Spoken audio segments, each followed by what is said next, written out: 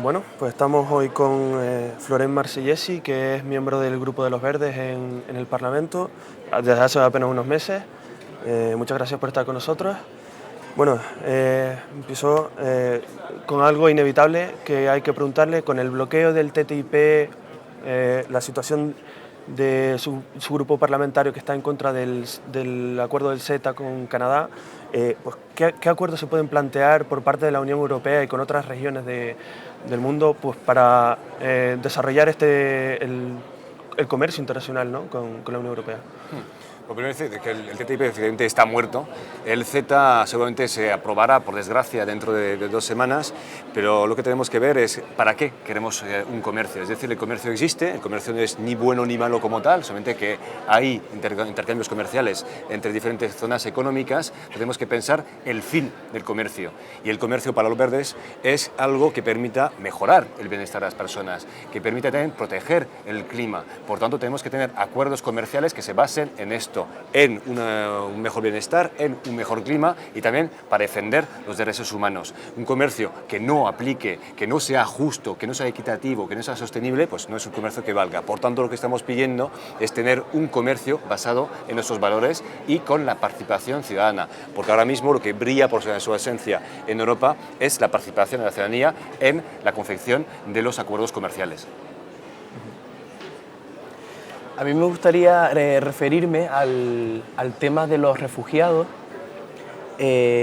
Cada país miembro se supone que tenía que hacerse cargo de X número de refugiados y eso ha sido un total fracaso, porque de los establecidos, por ejemplo, para España, pues no se han llegado a cubrir ni muchísimo menos la cuota que le correspondía. ¿Cuál es la siguiente medida con el tema de los refugiados? ¿Qué se le va a hacer a los países que no han cumplido con esa cuota? Aquí tenemos un gran problema en la Unión Europea, efectivamente, porque ha habido un acuerdo que no es un buen acuerdo, de hecho, porque es un acuerdo muy a la baja ante lo que pillamos tanto en el Parlamento Europeo como en la Comisión Europea en el reparto de refugiados, y no se cumple, efectivamente, no se cumple. Primero, en países como España, donde ha llegado apenas 200 personas en comparación con las 19.000 que estaba apuntado, pero además no se cumple porque hay países que ni siquiera quieren que haya cuotas, como Hungría o Polonia. Pues aquí lo que tenemos que tener pues, son sanciones mucho más importantes por parte de la Comisión Europea hacia esos países que no respetan los acuerdos comunitarios que hemos cogido entre todos, que repito, son insuficientes, porque además lo que necesitamos, además de acoger a los refugiados, de repartirlos de forma igualitaria dentro de todos los países de la Unión Europea, pero sobre todo teniendo en cuenta los lazos comunitarios que pueda haber entre refugiados, los idiomas que hablan y sus lazos familiares, pues también lo que necesitamos es permitir la entrada de forma legal de muchos más refugiados y personas migrantes, porque ahora mismo, ¿cuántas personas están muriendo, por ejemplo, en el Mediterráneo?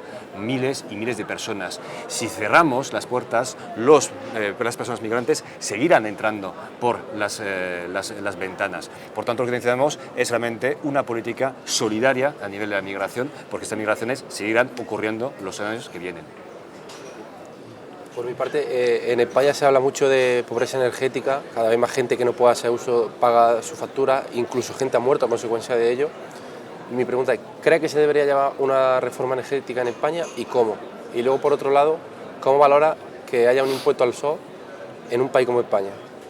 Primero lo que necesitamos es una reforma energética en toda la Unión Europea, porque lo que tenemos, por desgracia, es un control demasiado grande de los oligopolios eléctricos energéticos sobre la política energética, sea en España o en otros países. Entonces, lo primero que tenemos que hacer es devolver el poder a la ciudadanía para controlar y decidir qué tipo de energía quiere. Y eso son cosas que ya están haciendo, por ejemplo, en Alemania, donde hay cooperativas o municipios que cogen directamente la competencia energética.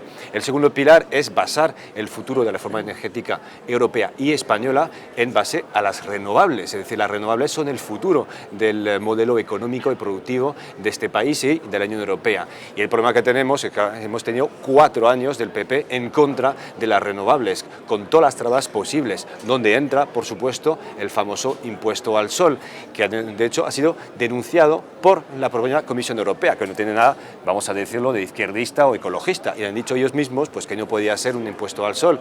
¿Cómo vamos a poner impuesto al sol? Nosotros en España, cuando tenemos mucho más sol, por ejemplo, que en Alemania, y que Alemania tiene ahora mismo más renovables que España. Lo que necesitamos es una política energética de verdad orientada hacia la eficiencia energética, el ahorro energético y las energías renovables, pensando que esto, además de un mejor clima, lo que te da son muchísimos más empleos que la energía nuclear o que el carbón.